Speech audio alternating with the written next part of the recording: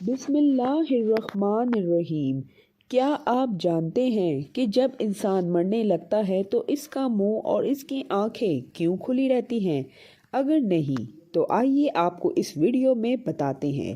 اللہ تعالیٰ نے جب سب سے پہلے حضرت آدم علیہ السلام کو پیدا کیا تو اس وقت انہوں نے روح کو حکم دیا کہ جسم میں داخل ہو جاؤ۔ پہلے تو روح نے انسانی جسم میں داخل ہونے سے انکار کر دیا۔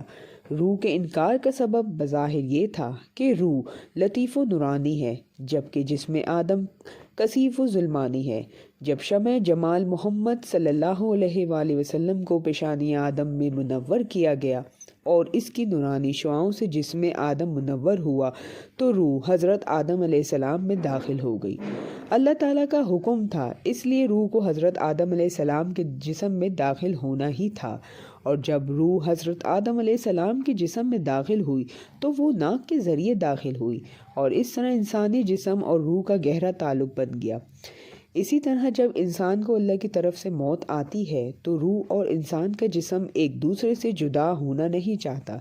لیکن اللہ کے فیصلے برحق ہیں، اور اللہ نے انسان کی زندگی اور موت کے فیصلے اس کے پیدا ہونے سے پہلے ہی لکھ دیے ہوتے ہیں،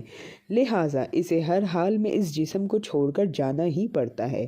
اور جب حضرت عزرائیل علیہ السلام روح قبض کرتے ہیں تو اس وقت سب سے پہلے انسان کی روح پیروں کی انگلیوں سے کھینچی جاتی ہے اور پھر ناک سے روح نکل آتی ہے، اور روح نکلنے اور روح قبض کرنے کی شدت اس قدر ہوتی ہے کہ انسان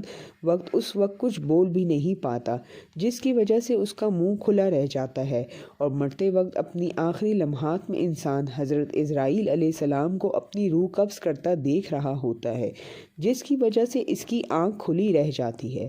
اللہ تعالیٰ سے دعا ہے کہ اللہ تعالیٰ مرتے وقت ہمیں کلمہ نصیب کرے اور ہماری موت کو آسانی میں تبدیل کرے، آمین۔